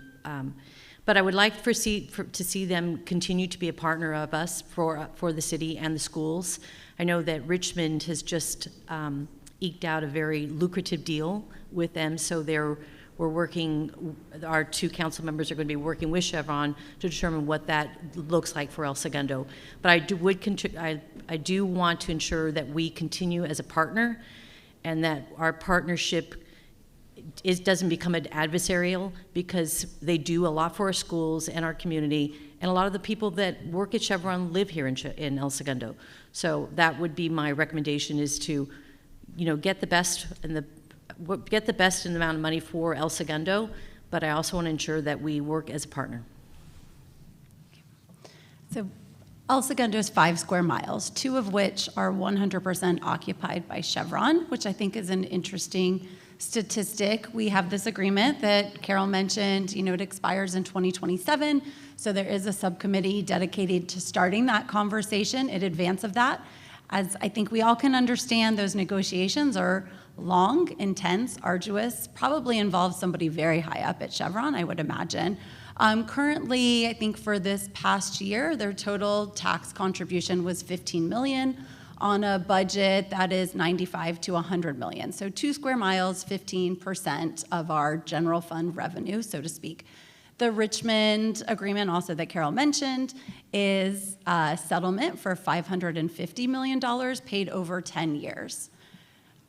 I believe that we need to do what's in the best interest of El Segundo residents. There is probably some amount that is between $15 million and $55 million annually that will come out in this process, but I don't think that limits Chevron's ability to still be a community partner. They have been a tremendous engagement in the community and a sponsor of many things, youth sports, and that's, should be kind of this gold standard for all of the businesses that operate in El Segundo. Yeah, I have to be a little careful here because I'm not on the subcommittee, and I'm currently on council, and this is going to be something that's going to be considered. But I will say this, it goes beyond just the tax resolution agreement. What's different about Richmond is Richmond's, almost their entire economic base is the refinery, where we're fortunate to have diversity of revenue. Do I believe that the tax agreement should be revisited and trued up to a certain extent? Yes. Do I think we need to go to extremes like we're seeing in other places? Absolutely not. It is not right, in my opinion, to target industry's sake. I think we need to be careful. We are a business-friendly city for a reason. And there are other things that we can ask for from Topgolf. For example, Chevron, with regards to Topgolf, when we were looking to build that, one of the concerns was, is Chevron going to allow us to do that? Well, you might say, well, how could Chevron prevent us from building there? Because they have deed restrictions there, and they have deed restrictions throughout town. So one starting point could be, tell us where these deed restrictions are so we can understand what's available to us for development. Help us on the general plan zoning. Allow entrepreneurs who want to be in the refinery. I just toured 15 entrepreneurs, early stage, young hard tech entrepreneurs through there. They were geeking out. They want to be on that facility. Continue to support us on economic development, which they have done year over year. And give us some green space. We're at a shortage of green space. They have it. Give it to us. So I think there are other things that we can do, including embracing clean fuel technology. There's a refinery in Torrance that is partnering with the manufacturer in Japan regarding hydrogen. The infrastructure is already there. There's a lot we can do with Chevron beyond just asking for more money. Thank you. So I've enjoyed many events at Chevron Park, the Ed Foundation, Movie in the Park. It's a great partnership that we have with the city, that we have with Chevron. And it looks really nice when Chevron comes to a city council meeting or at one of these events and presents an oversized check for a very large sum. But the truth is, that number on that check pales in comparison to what they could be paying. Now, I agree with a lot's been said on here. We don't need to turn this into an adversarial relationship, but that amount, like Michelle said, is at 15 million right now when it could be as high as 55 million. I think these negotiations, we need to get them to pay a larger share because we, put up with so much with Chevron. We don't necessarily know what's in the air, and we're just letting them get by with a little amount. I want to preserve the partnership, but I do want to see them contribute more to our community. All right, well, as we've heard, and I agree, Chevron is a great partner. They really are. I mean, they're active members of the community. They always have been and always will be. And a lot of cases when we need something, they're Daddy Warbucks. Hey, we need fireworks. We need this, and they step up. Right? They're good partners. We can't compare them to LAX, Hyperion, and Scattergood. So let's just take that off the table right away. They are part of this community. Now that being said, this Phantom Ad Hoc Committee you're talking about, that's myself and Ryan Baldino. We have formed this, and really, I can talk about it because we're not negotiating anything. Right now, we're taking a look at the current tax resolution agreement that we have in place and trying to figure out how and why it was put together, because it was put together, Ryan, I know I'm lying here, but I don't mean to, like 12 years ago. So we're trying to figure out how did those numbers come to be. And at the time, you didn't have the data or the analytics that you have now to figure out maybe what that should have been. So I think the answer is somewhat in the middle. You do have to look at the fact that Carson actually passed on a ballot and got a big number, and then they had a lawsuit. Okay, we want to avoid that. Richmond threatened a ballot and got a settlement. We have a good relationship with Chevron. I do want to maintain that, but we do need to take a look at these two examples, Richmond and Carson, and kind of figure out what the best way is to go forward, but it will be a collaborative process. Thank you. Starting with Michelle, what is your opinion on the symbiotic joint use agreement between the city and the El Segundo Unified School District? Thank you. Symbiotic is the perfect word for that. I say the strength of our community is completely dependent on the strength of our school system and vice versa.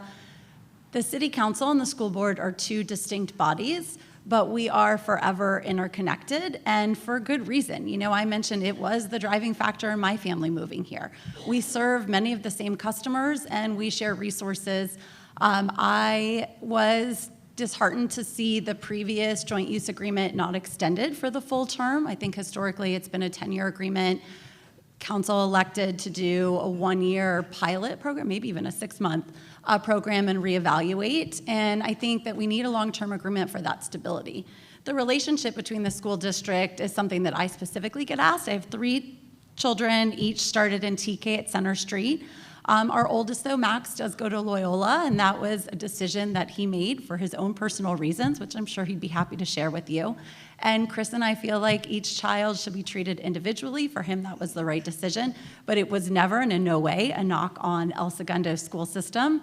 We continue to be financial donors, have been Superintendent's Roundtable members since 2016, donors since 2011, happily show up at all of the events, and that will continue. I think collectively we have 24 years in the school district, so it's incredibly important to my family that that relationship is sustainable and for the long term. So I would like to see us go back to a longer term joint use agreement.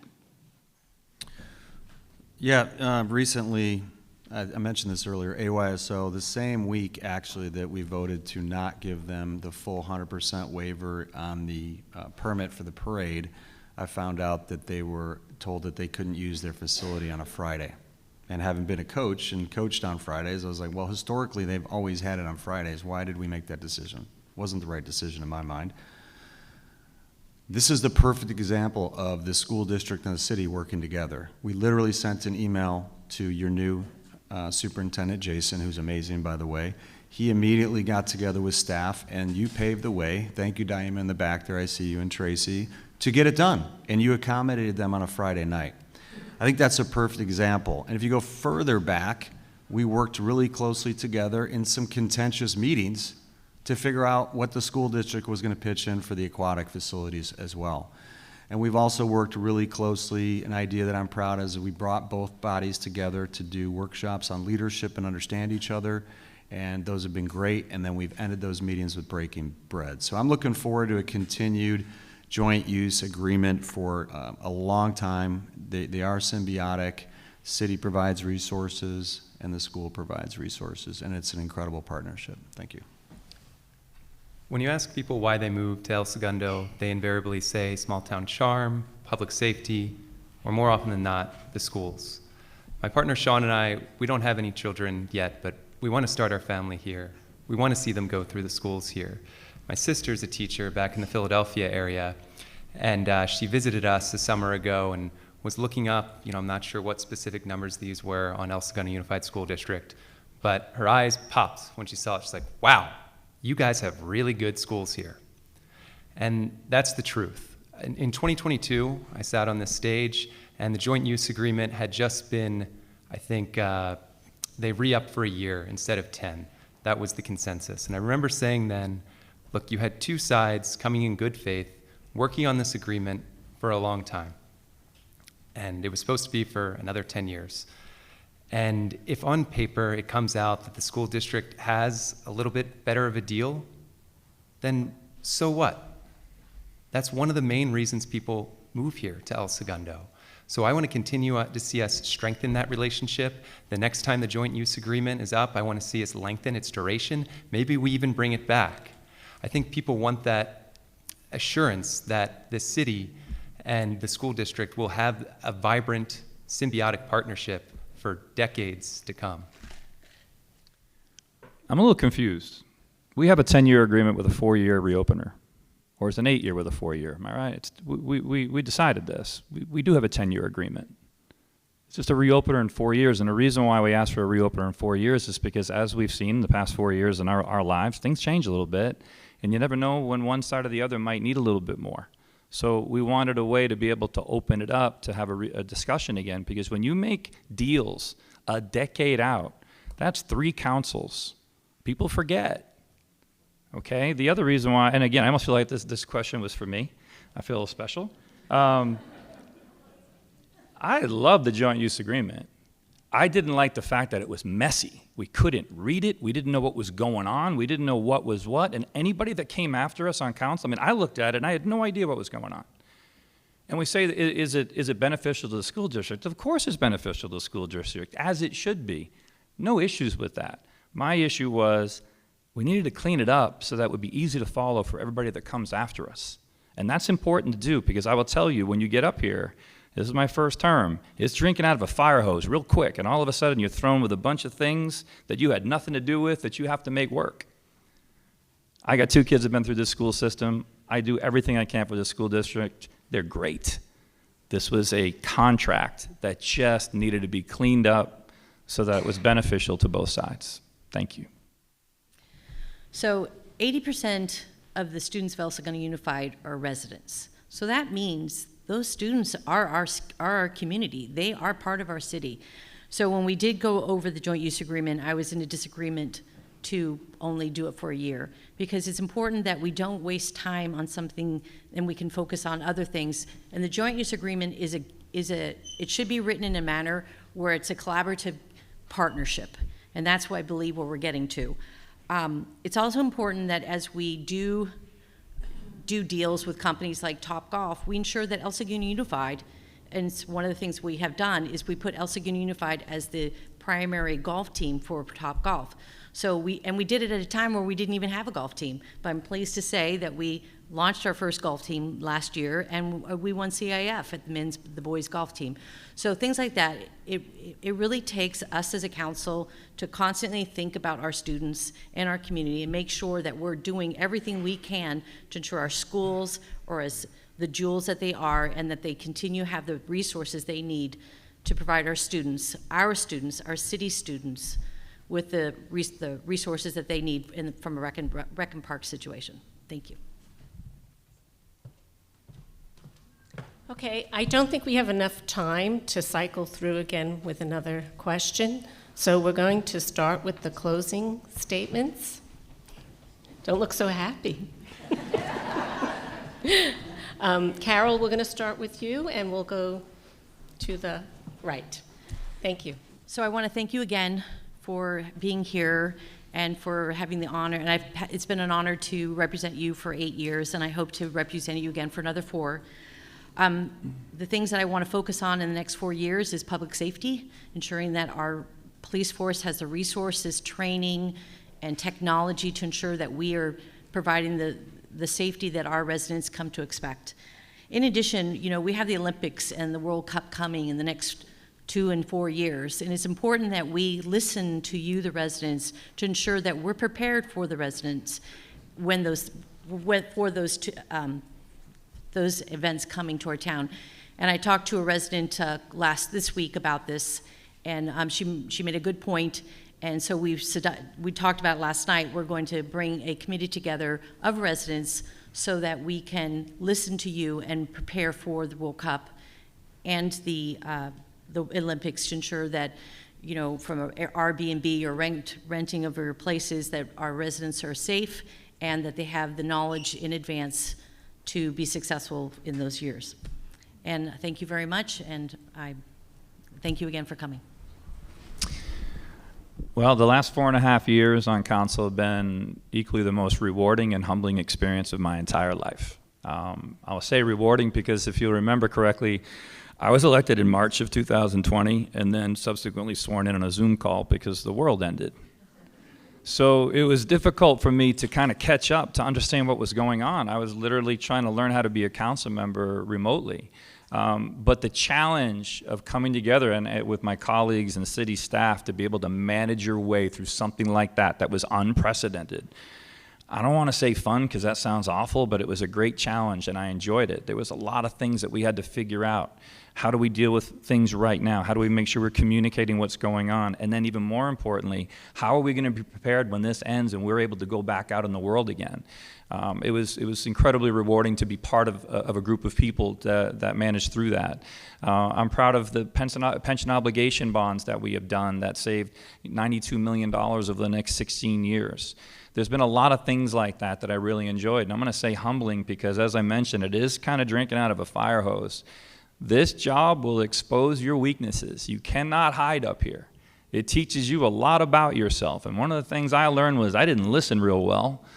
And I had to really start taking a back seat and letting people talk. So I was getting information from all resources, whether I figured I'd agree with them or not. And I learned a lot from that. And I really believe being on council has made me a much better person in life and definitely a much better person in business because I'm understanding now what the things about me are that were wrong, that I needed to fix to be better at the job I'm doing.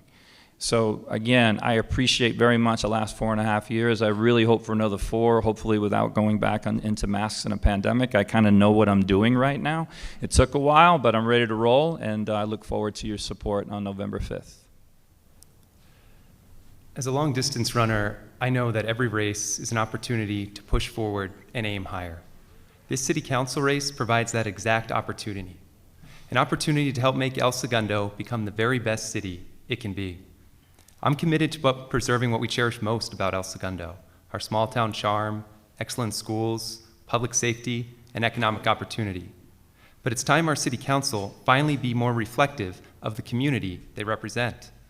A community that's open to new ideas, that supports smart on crime measures and common sense housing solutions, that prioritizes pedestrian and cyclist safety so we can all move about our city with comfort and ease, and a community that wants to see the highest standards of transparency upheld throughout all our city institutions. I will bring this representation to our council and make sure everyone feels seen, heard, and empowered. I've dedicated myself to uplifting voices that have long been overlooked, from persuading the city to celebrate LGBTQ+ Pride Month, to co-organizing the health survey after the Hyperion disaster, and holding our elected officials accountable at every turn, I've consistently strived to foster a more inclusive and effective local government. That's why I'm asking for your vote, to ensure that every resident, whether you've lived here for decades or just beginning to call El Segundo home, whether you're black or white, gay or straight, rent or own, or whether you prefer stuffed pizza over slice and pint, that you truly feel valued and welcomed here. The next step is to have a seat at the table, to have a voice on the dais and a vote on the council so that we can cultivate a city that's representative of everyone and shape an El Segundo that reflects our shared values and aspirations for the future. Thank you all for being here tonight and for being so engaged in this race. We really appreciate it. Thanks, John. Hard to believe March 11th, 2021, we were going to do the State of the City. And this was before yours, Kelsey, I believe, when you spoke. But I got a phone call from the city manager, and he said, Drew, this pandemic is about to blow up, we think. We're not quite sure.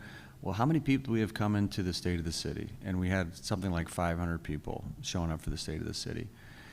And we knew Chevron would be there. Do you remember the huge jars of hand sanitizing spray? Well, we were covered there. Everyone had masks on. I paint this picture because we were in a dire state back then. I was counting the 14 days after March 11th to get past that because we did hold that event. We didn't understand what was about to happen to us. Literally 2 days later, March 13th, which was a Friday, I remember this because I was supposed to celebrate my 50th birthday, and I canceled that too. We're still going to have that party, by the way, hopefully after I get elected. But anyway, the county, the city shut down. We've been through a tremendous amount as a city with the pandemic, with Hyperion, before that with LAX. We've litigated before and we've had to. We've come to settlements. We've had tough decisions. We've improved the finances. And people ask me, Drew, why are you running? You've had a great run, 8 years. You've been mayor for almost 7 years now, because there's still so much more to do. We have to get Hyperion over the finish line. We have to get improved measure results, and we will.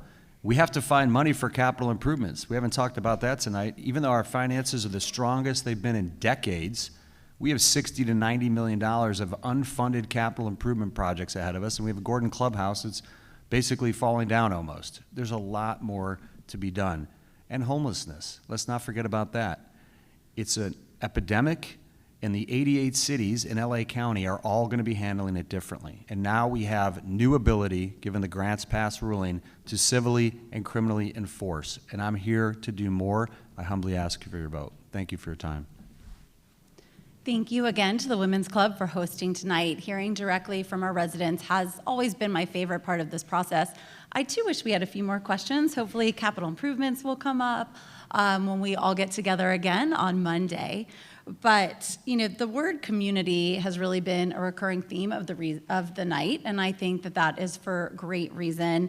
I know so many of us have experienced all that is possible when we come together to do what's best. And several years ago, my family lost somebody incredibly close to us, a friend who was larger than life. He loved his family, our family, this community with his full heart, big, all the time. And the outpouring of support that we received in the aftermath of that loss is something that will stay with me forever, us forever, and deeply ingrained us in this community. And then we have had the complete opposite end of the spectrum, the experience that we had last summer where we got to come together in pure joy and celebration during this magical Little League World Series run. And any family with a kid on that team will tell you that the absolute best part was coming home. The homecoming and this community just abuzz with pride. The way that residents and small businesses rallied around a group of young people who were representing teamwork and tenacity and the city of El Segundo on a national stage was incredible. And then in turn, through viewing parties and street traffic, so many of those small businesses thrived, having some of the most successful weeks, I think, in their history. When I ask for your vote on November 5th, it's because I know that same energy can be applied in so many ways that benefit us all. Whether it is fighting for improved operations and management at Hyperion, like so many residents are already dedicating their time to, or making sure that our financial resources are maximized, or supporting our public workforce in both words and actions. My commitment is to do what's best for this community. Thank you so much for your time and your engagement in the process.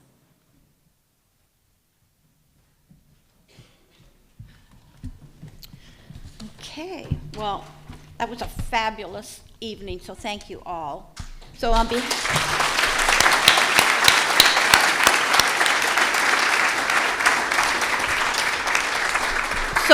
behalf of the El Segundo Women's Club, I want to thank all of the council candidates here for being here and this whole evening, and for giving us their time and coming here to hear their discussions. So just as a reminder, you can all do this again on Monday. That's going to be hosted by the Kiwanis Club at the high school, and hopefully there'll be new questions submitted to the candidates at that time. So again, thank you all for coming. Appreciate it. Take care.